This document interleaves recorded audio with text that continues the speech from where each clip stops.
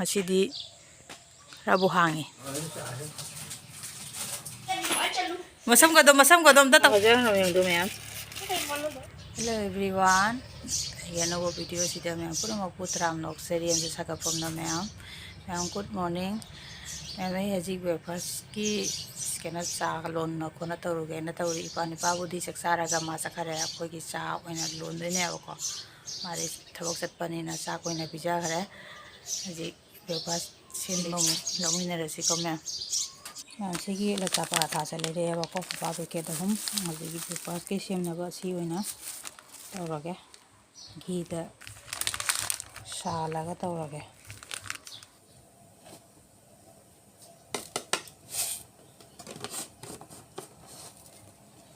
ma'am so na sa wale ay sa tawa thangale do sagale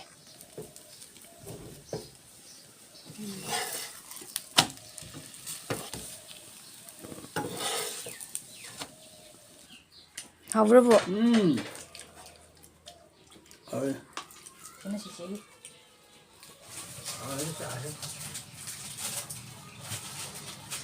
Cái biết đi thì nó hậu có hiểu sợ sợ.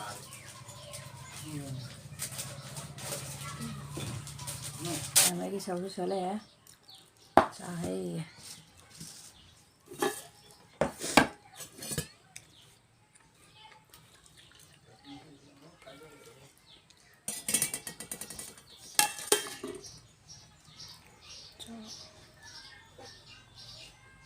hậu lắm nè.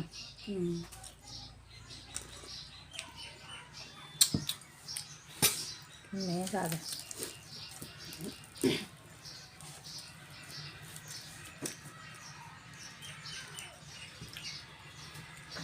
Không thật đấy.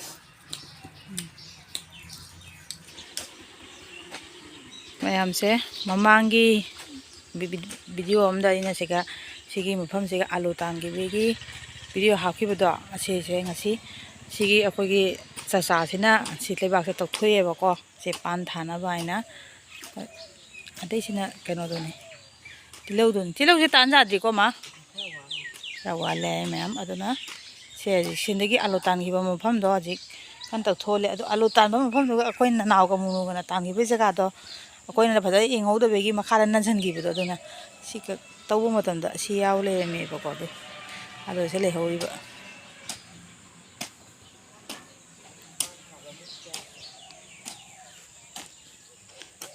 tilau ingo yo tilau se aina le inge da tan ba tu jara di video se hap ke khala me jadre pan thabe matang se ma'am hapchara ke ko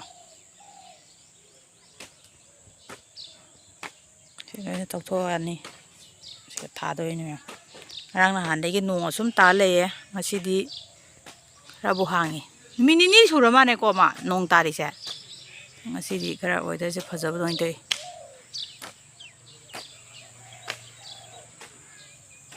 lo si sau yung ai chara ke ba ko se yung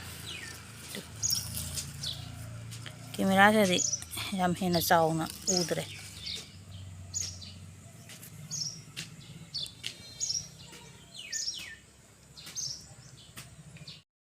ma'am inang nupi gi macha nupi sina se maboi gi hodong se ma jagoi san do ri ai si se stand tàu dun stand man ko ri mai mami stand man gi lahong ba lai na si si hodong ba lai ye mayam ju law wai na kau na dai di yam nang ri su lao je je halak ke na ba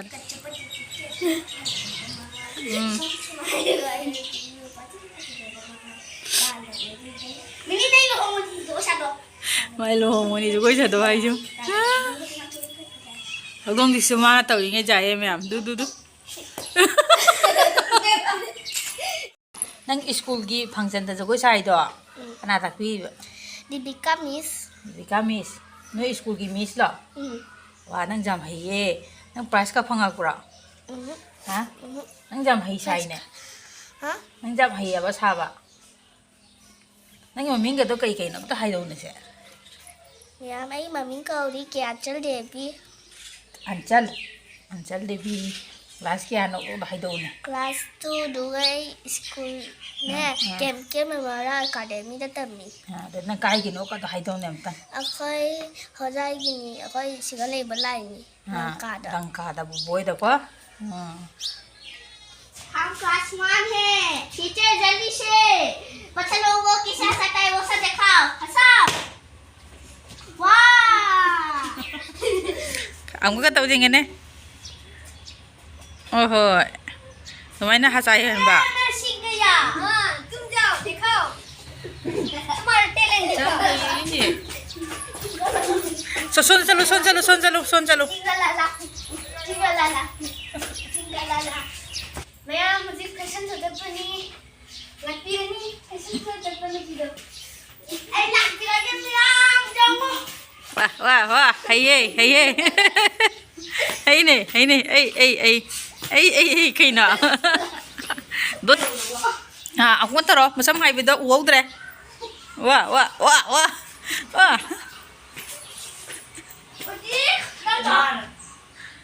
Haji, nanau tao rồi. cái gì xưa đang được na mà đâu kìa Gitu na kayo no. Nang Sinang mi chalo Totoo na ako kakalaw. Yung yak ay mo kong shit Tamara fashion show ta ni nga chalo Masam ka dom datang thogom. Wah, kya baat hai. Wah. Ôi mai gì tôi.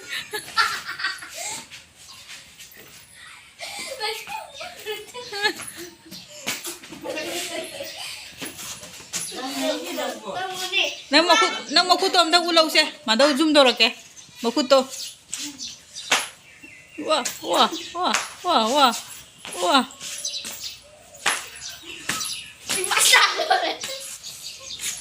Bye bye Mẹ mấy bà đâu cái xác thùng vào trong nhà bà cô bà nga lấy xe kem phải dây nga xe cái gì em phải dây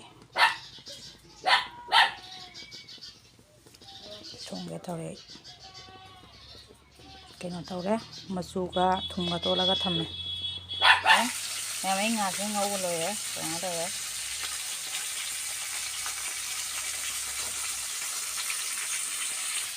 em chỉ có nga thùng mà hai nhà vợ một gia đình đó lấy rồi dân em đó lấy rồi ở đây mà tép alu kamen sendi kolai maru kobi mana loi sendi na lore me am do kamai na sendi na loi ra di thong oi ram nungai ta me am o ma sendi lore ma mi nu ka ja de ma sendi na ka loi ra di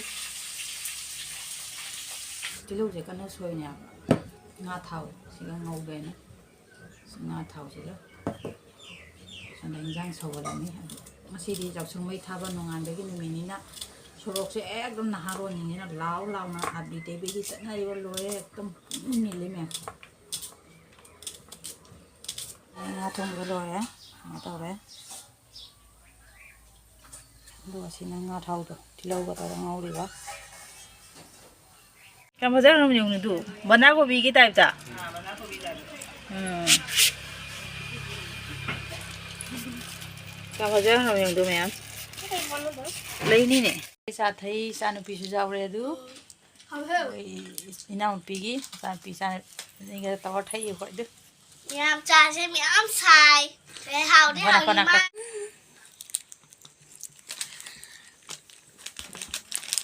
ta bỏ ra để ngay vậy Tại cái đó mà pha này đâu bây giờ không chết bắn ra cái lồng Nhà đứa chị sẽ ra trà lô lên đi chị na hào bro hào đi xin cái tay số hay giờ lộn này em tăng sẽ Nhà ám xài với hào đi đang ở sai mẹ là cái chất lụt đồ cây rồi lâu kìa Trà lên đây qua Trà lên đây cho lúc đi rồi cái đây bây giờ nó ăn cái chịu rồi rồi đấy à hay nằm tăng cho cô chặt đồ hay đấy mà đâu video nó bị cái hay đi giả đấy bộ sao rồi nè hàng là nè hàng na ko titu ga. Basta na ba ko? Sana din. Hindi na tayo.